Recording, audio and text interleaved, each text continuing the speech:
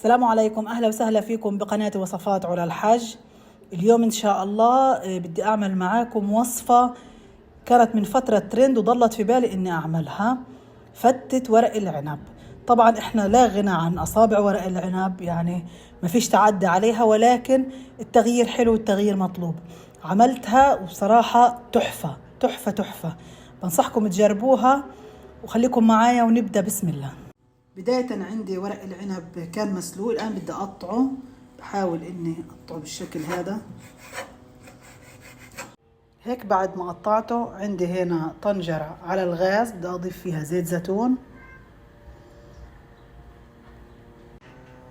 بصل مقطع ناعم بدي أقلبه بالزيت. بعد ما تدبلت البصلة بضيف عليها صلصة تقريبا معلقتين وبقلبها. أطيب دايما انكم تقلبوا الصلصة قبل ما تضيفوا الإضافات التانية. الآن بدي أضيف بندورة مقطع صغير، ممكن تطحنوها ممكن تضيفوها مقطع صغير. حضيف ورق العنب المقطع، بدي أضيف دبس رمان وعصير ليمون، شوية مية بسيطة، حركهم وبغطي الطنجرة على نار هادية تقريبا 10 دقايق. خلال من الورق على الغاز عندي هنا الخبز اللي بدي أحمصه، يا إما بتقلوه أو بتحمصوه، أنا بدي أعمله بالقلاية الهوائية. فعندي الخبز قطعته مربعات صغيرة، بدي أضيف عليه شوية زيت زيتون، بدي أضيف عليه رشة من الملح ورشة من السماق، بخلطهم وبدخلهم القلاية الهوائية.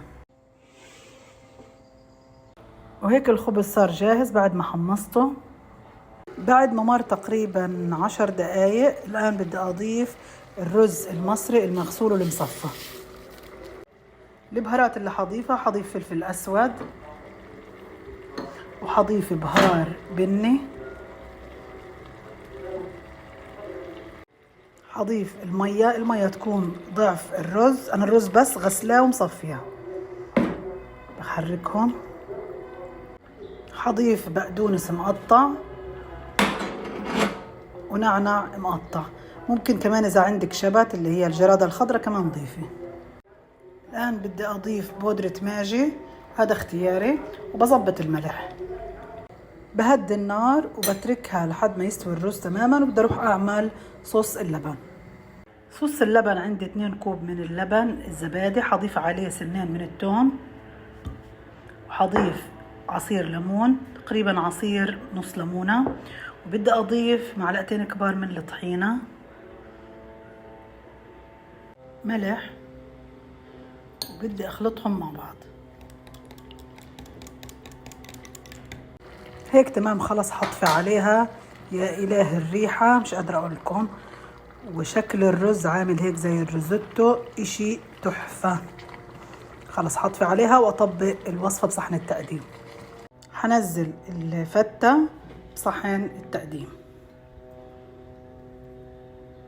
بدي أضيف اللبن، أرتب الخبز، حرش على الوجه سماق،